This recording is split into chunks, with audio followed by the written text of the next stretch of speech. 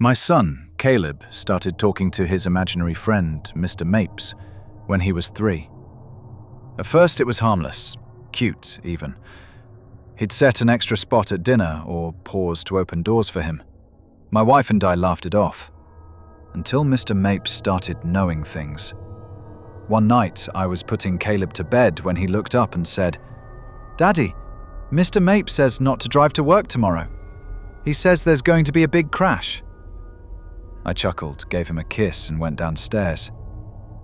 The next morning, I got a flat tire. Annoyed, I called in late and caught the news while waiting for a tow. There'd been a multi-car pileup on my usual route. 6 dead. I stared at the screen, my coffee turning cold in my hand. I didn't tell my wife. From then on, I paid closer attention. Caleb would drop little things. "Mr. Mapes says the neighbors are moving soon." The Johnsons had just finished renovating. Why would they move? 3 weeks later, they were gone overnight. For sale sign and everything. No goodbye. "Mr. Mapes says the cat's sick." Our cat, Pickles, was fine. Until 2 days later, when she stopped eating and had to be put down. Still, I tried to rationalize it. Kids are perceptive. Maybe Caleb picked up on subtle things.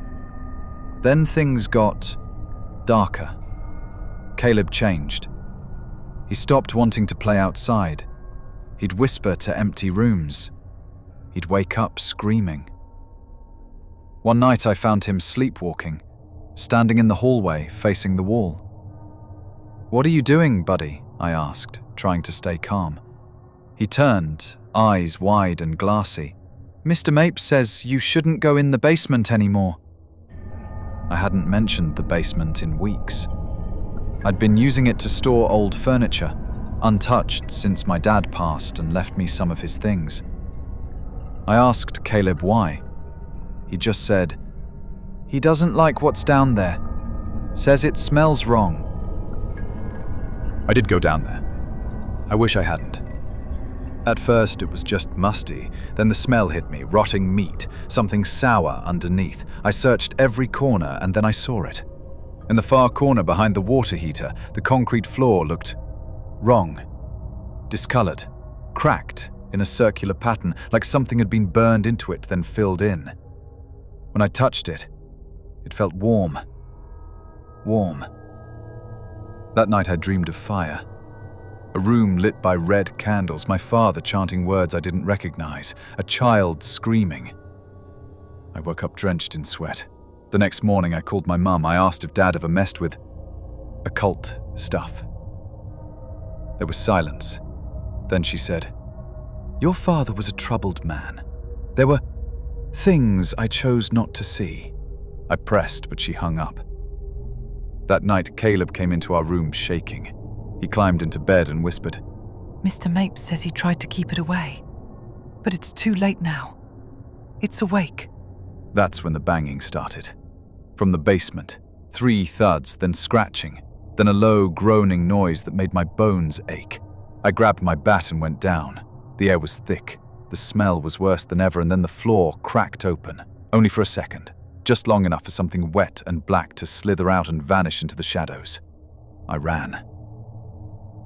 We left that night. Never went back. We didn't even take our things.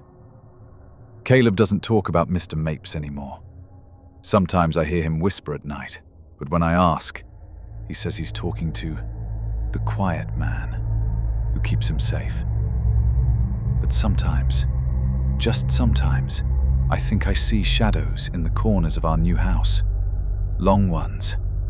And last week, Caleb looked up at me and asked, "Daddy, what did you do to make Mr. Mapes so angry?" I didn't answer, because I don't know, but I'm afraid I'm about to find out. If this story gave you chills, hit that like button, and if you want more nightmares to keep you company at night, subscribe to the channel, because the next horror story might already be watching you.